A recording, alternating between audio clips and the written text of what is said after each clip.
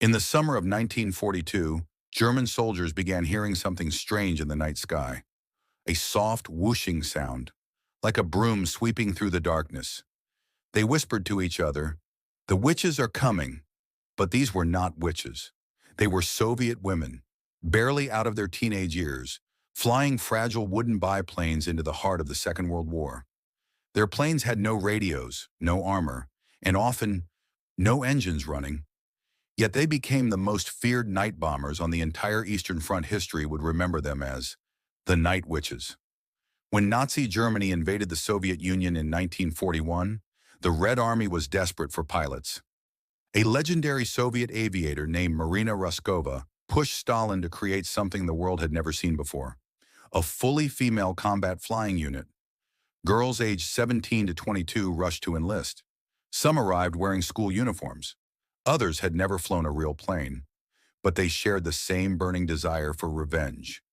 Revenge for their homes, their families, and their future. Stalin approved 3 all-female regiments, and one of them would become iconic, the 588 Night Bomber Regiment. The Germans would later rename them Die Nachthexen, the Night Witches. Their aircraft was the tiny Polikarpov Po-2, a slow wooden biplane used for crop dusting. It looked more like a children's toy than a weapon. It offered no protection, no metal armor, no modern instruments, and an open cockpit that froze the pilots' faces in the winter wind. It wasn't built for war, but the Night Witches turned it into a weapon the Nazis would learn to fear. Because the Po-2 was slow and silent, it slipped through German radar almost undetected. The pilots developed a terrifying strategy. They would cut the engine completely, glide in total darkness, and drop their bombs with nothing but the whisper of wind behind them. The Germans said it felt like death falling from the sky. Training was intense and unforgiving. The women learned to navigate in the dark using only maps, compasses, and instinct. They practiced flying just meters above the treetops.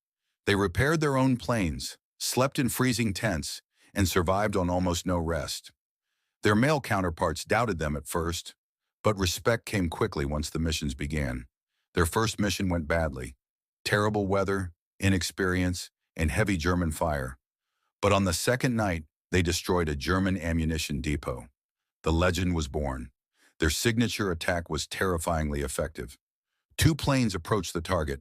One acted as a decoy, drawing the anti-aircraft guns. The other cut its engine and glided silently toward the target, invisible in the darkness. Bombs fell without warning. Engines restarted only moments before hitting the ground. This tactic rattled German soldiers so badly that the Luftwaffe created a special medal. If you shot down a Night Witch plane, you automatically earned the Iron Cross. But the medal was almost never awarded. The Po-2 flew so slowly that German fighter planes would stall if they tried to chase it. Each night, the women flew 10, 12, sometimes 15 missions. They returned with bullet holes in their wings, frostbitten faces, and fuel-slicked uniforms. They flew so low that branches sometimes got stuck in the landing gear. They flew until they were exhausted, and then they flew again. Among them was Nadezhda Popova, one of the most famous Night Witches. She flew 18 missions in a single night. Her plane came back with more than 40 bullet holes.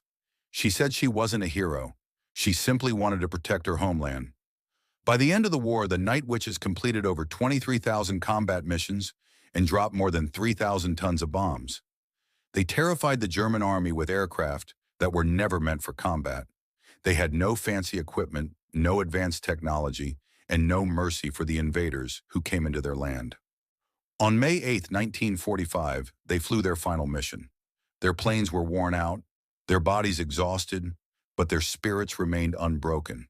They became the most decorated female combat unit in Soviet history, and yet, after the war ended, the world nearly forgot them.